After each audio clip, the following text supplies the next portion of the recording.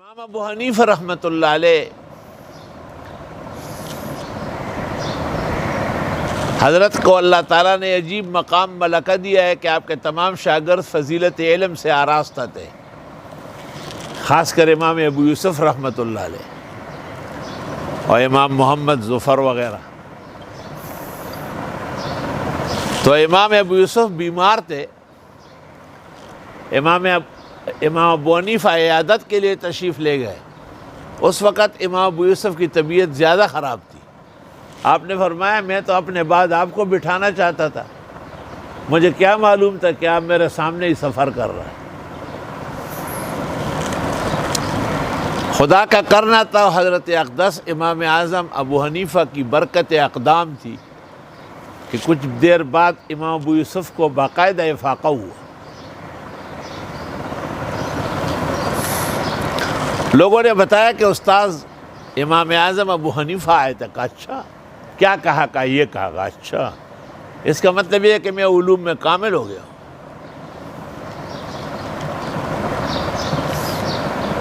کچھ دن جب گزر گئے، حضرت اقدس امام اعظم ابو حنیفہ پوچھتے تھے کہ مال یعقوب، کیا ہو گیا ابو یوسف کو؟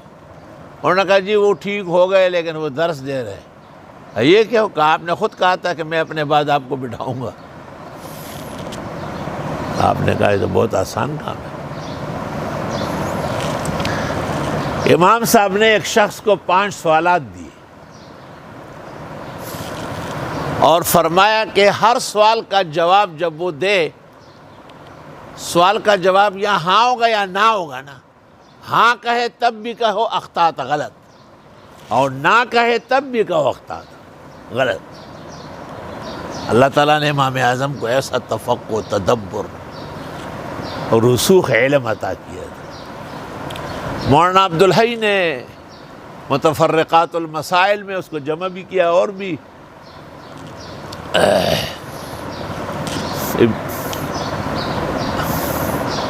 بزرگان دین نے۔ مثلاً ایک سوال انہوں نے یہ کیا آ کر امام ابو یوسف کے درس میں کہ بما تفتح الصلاۃ، نماز کیسے شروع ہوتی ہے؟ انہوں نے کہا بالتحریمہ، یعنی اللہ اکبر سے۔ آپ نے کہا اخطأت۔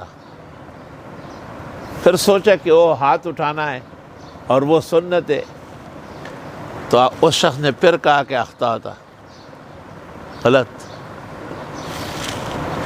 پھر اس شخص نے سوال کیا کہ ہانڈیاں پک رہی تھی، اوپر سے کوا گر گیا، حلال ہے یا حرام ہے؟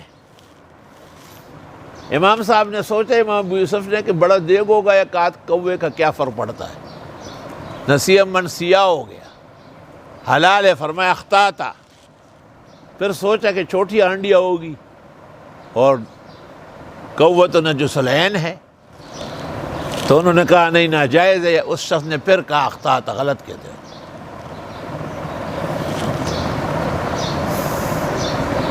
تیسرا مسئلہ یہ پوچھا کہ دھوبی کے پاس کپڑے دھلنے گئے تھے، کچھ مدت بعد دھوبی نے کہا کہ وہ گم ہو گئے، تاوان ہے یا نہیں؟ امام ابو یوسف نے سوچا کہ کپڑا تو متقوم ہے، یقیناً تاوان آئے گا۔ اس شخص نے کہا اخطأت، غلط۔ پھر سوچ لیا ہوگا کہ شاید سمت امانت غالب ہے اور امانت میں ضمان نہیں ہے، تو بیان کیا، تو اس شخص نے کہا اخطأت، یہ بھی غلط۔ اسی طرح ایک خاتون ہے، کنیز ہے، اور وہ خود یہودیہ ہے، لیکن وہ حاملہ ہے مسلمان سے، کیونکہ اس کی مملوکہ ہے، اور وہ مر گئی ہے اور پیٹ میں بچہ ہے، کہاں دفن ہوگی؟ اس نے اعتبار کیا اہل کتاب کا یہود کے ہاں، فرمایا اخطأت، غلط۔ کہا اچھا بچے کا اعتبار ہوگا لہذا مسلمان قبرستان میں، کہا اخطأت، غلط۔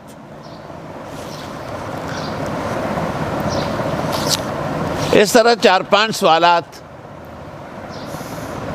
اور ہر جواب پر اس شخص نے کہا کہ آپ غلط کہہ رہے ہیں۔ تو اٹھ کے روانہ ہو گئے، کہتے استاد محترم امام اعظم سے پوچھتے ہیں۔ امام صاحب کی خدمت میں جب آئے، آپ نے کہا ما جاء بک الا مسألۃ الغراب، ایک کوے کا جواب تو دے نہیں سکتا ہے اور درس دے رہے ہیں۔ اللہ اللہ۔ فرمایا جی اس کی تفصیل کرو گے؟ کہا بالکل۔ کہا میں نے کہا سنت سے نماز شروع ہوتی ہے تو یہ کہتے ہیں غلط ہے، میں نے کہا فرض سے تو اس نے کہا غلط ہے۔ امام صاحب نے کہا بکلیہما، دونوں سے۔ اس نے کہا کہ کوے کا کیا مسئلہ ہے؟ آپ نے کہا یہ نہیں پوچھا آپ نے کہ جوش آنے سے پہلے گرا ہے یا بعد میں گرا ہے؟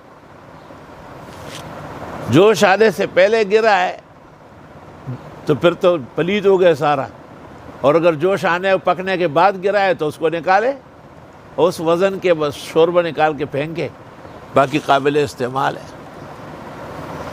پھر کہا کہ وہ لڑکی کنیز کہاں دفن ہوگی؟ کہا وہ یہود کے ہاں دفن ہوگی، لیکن اس کا چہرہ قبلے کی طرف ہوگا بچے کے خاطر۔